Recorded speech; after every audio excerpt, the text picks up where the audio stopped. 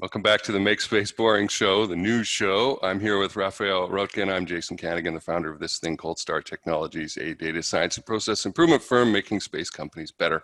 And Raphael is the founder of E2MC.space. You can go check out that website. It's a great website, a lot of information there.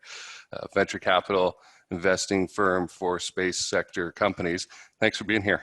Sure. It's my pleasure as always, Jason. You bet. So why are you here? Well, the clock ticked on and we went over from August to September, and that means a new update on spacewatch.global from you about what investments were made in the space industry during that month of August. So tell us what happened. Yeah, a lot happened, especially if you look at cold hard cash dollar amounts. It's over $2.2 billion invested in space. Now, as probably most of the people watching this know, over 80% of that, about 83%, went to, I should say, SpaceX, that small space company out in California.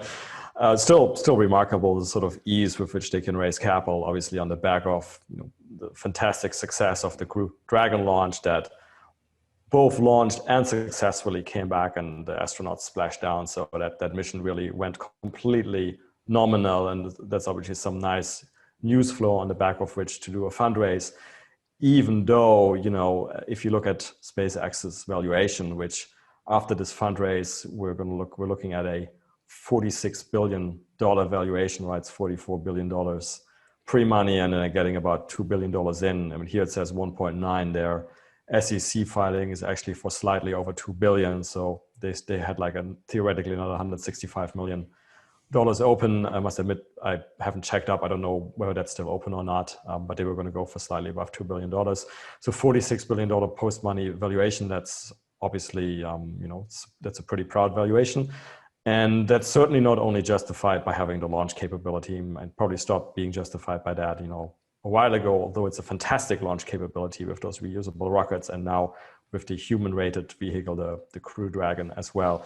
A good part of that valuation is of course because of the Starlink project, the future satellite broadband network. Well, I shouldn't say future, because I think now with the launch we had yesterday, we have something like 700 satellites already up there. It's one of quite a big constellation already.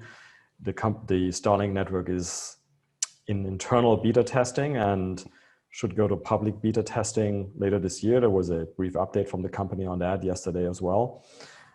Confirming that, they were also confirming some pretty good upload and download speeds. And interestingly, for other parts of the sectors, they were confirming that they had actually executed a successful intersatellite laser link, which is also something that, well, at least I was watching, and I know some other people were watching, because that's going to be an important part of the network architecture.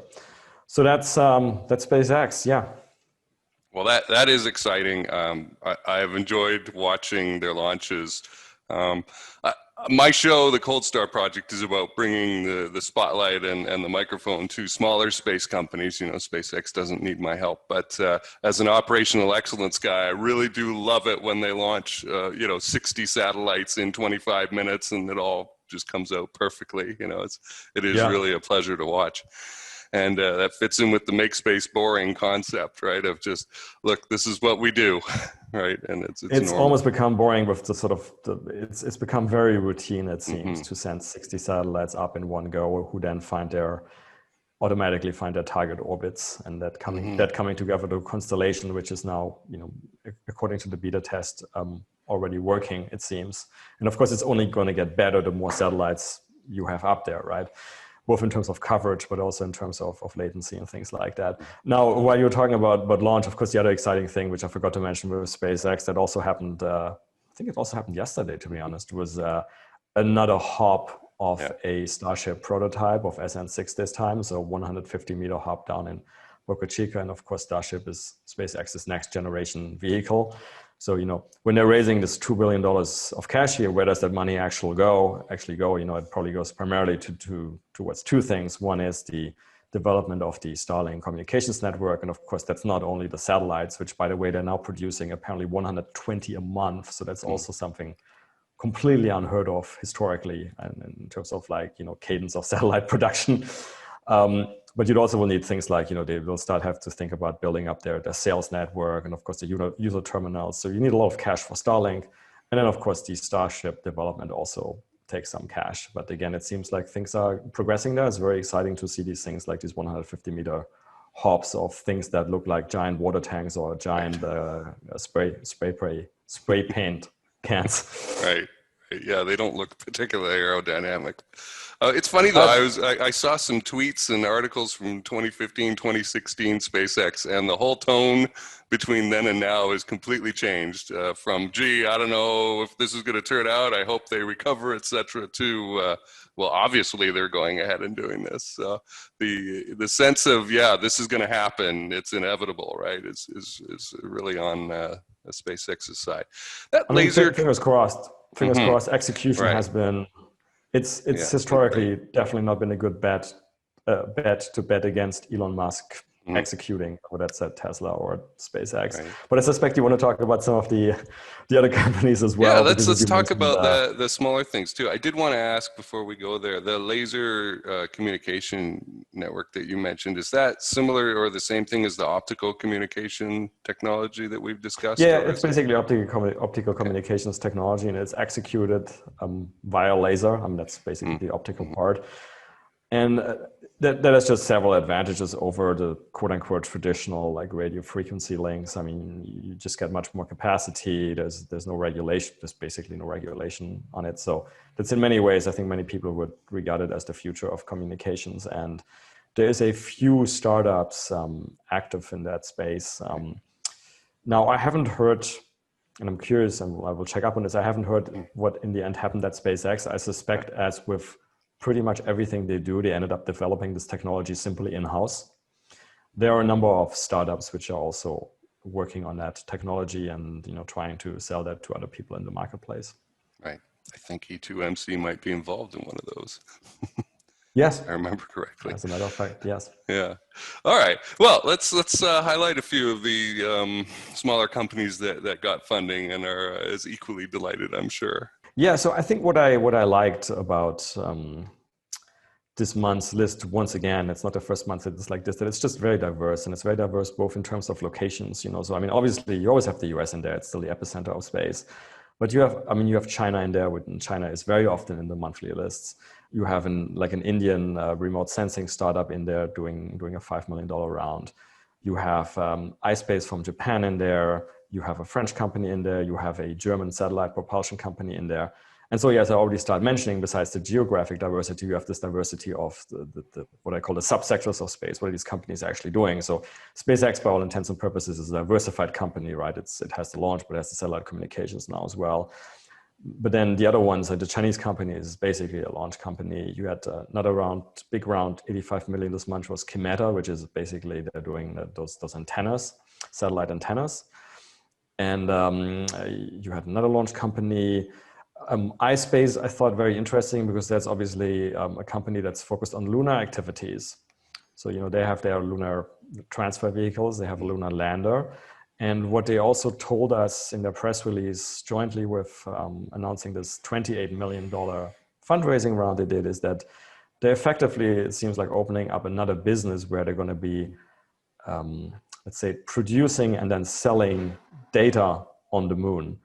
And that's obviously, quite interesting. And it's something that, I argued with people that we would see very soon, because the more people want to do things on the moon, have activities, even land there, have rovers there, prospect for water, for other things there, we will need more and more data on the moon, just in the same way that we have remote sensing data on with regard to the Earth. We should have remote sensing data with regard to the moon. And it seems that iSpace is now taking that baton and trying to run with it.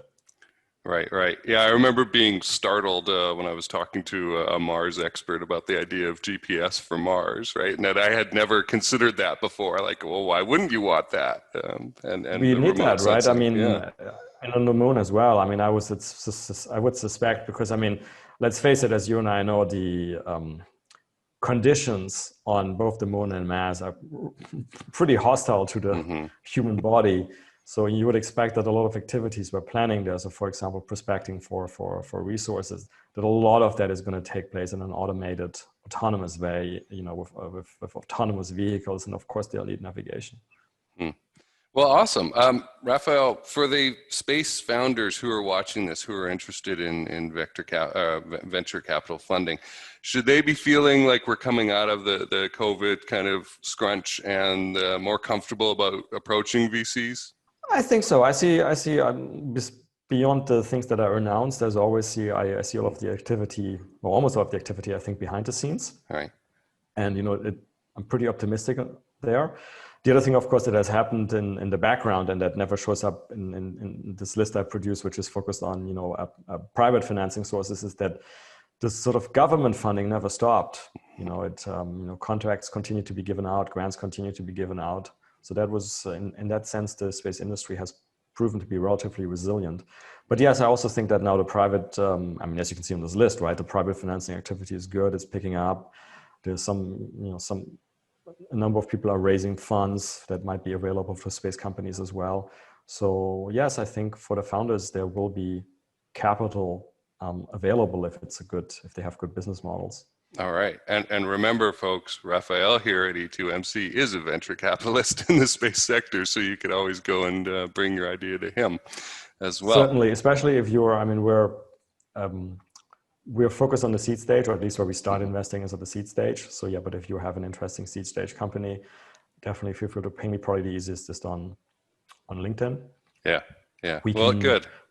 We can look at things globally. We're technically 2/3 focused on Europe, but we are happy to look at things globally. Yes. And then if I can make the shameless plug as well, Jason, of course, if you're a space company, if you think you have a very interesting story to tell to the world and that it hasn't gone out enough to the world, I do, as a hobby on the side as well, do something called the Space Business Podcast. And certainly I was happy to interview founders with interesting stories. Right. Yeah. And people can go to the E2MC.space website to start finding out about that or connect with you on LinkedIn.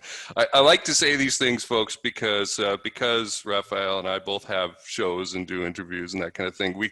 At least I know I tend to get painted as a journalist, and we're not journalists. We're space sector business founders who are out there doing things. This is just a great way of meeting people and finding out about them.